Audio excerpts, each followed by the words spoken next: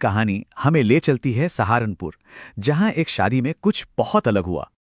तो हुआ ये कि सेरेमनी के दौरान दूल्हे प्रदीप राणा को शगुन के तौर पर पूरे 5 लाख रुपए दिए गए।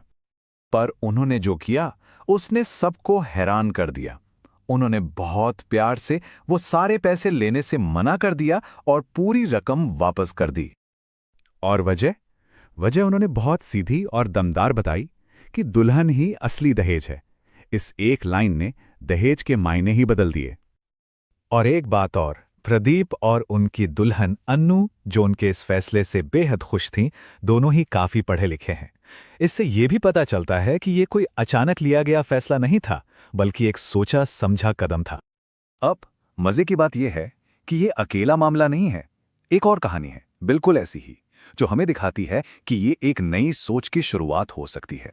पास के ही एक दूसरे इलाके में प्रवीण नाम के एक दूल्हे को उनके तिलक समारोह में 3.5 लाख रुपए दिए जा रहे थे। और जानते हैं उन्होंने क्या किया? बिल्कुल प्रदीप की तरह प्रवीण ने भी पूरी रकम लौटा दी। दहेज प्रथा के खिलाफ एक और मजबूत आवाज। लेकिन प्रवीण ने इस बात को एक और भी बड़े और गंभीर मुद्दे से जोड़ा। उन्होंने साफ कहा कि दहेज प्रथा खत्म होनी ही चाहिए, क्योंकि तभी कन्या भ्रूण हत्या जैसी भयानक चीज रुकेगी। तो अब हमारे पास 2 कहानियां हैं, और जब आप इन्हें साथ रखकर देखते हैं तो एक पैटर्न साफ नजर आता है। तो देखिए, दोनों कहानियों में कितनी समानताएं हैं। प्रदीप ने 5 लाख लौटाए, प्रवीण ने 3.5 लाख। प्रदीप ने कहा दुल्हनी दहेज है, तो प्रवीण ने इसे भ्रूण हत्या से जोड़ा। जगह अलग थी, मौके अलग थे, पर इरादा बिल्कुल एक था। और दोनों की बातों में एक बात कॉमन थी कि अब इस सामाजिक बुराई को खत्म करने की जिम्मेदारी युवा पीढ़ी को ही उठानी होगी। उन्हें ही आगे आना होगा। तो सवाल ये उठता है कि इन सबका मतलब क्या है? क्यों ये एक-एक करके लिए गए फैसले इतने जरूरी हैं? क्या ये वाकई एक बड़े बदलाव की आहट है? सोचिए, इसका असर कैसा होता है।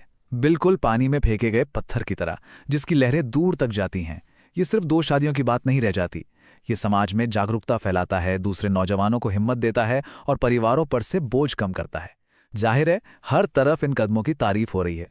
तो आखिर में एक सवाल सोचना बनता है, क्या वाकई कुछ लोग अपने एक मजबूत इरादे से सदियों से चली आ रही एक पूरी परंपरा को चुनौती देकर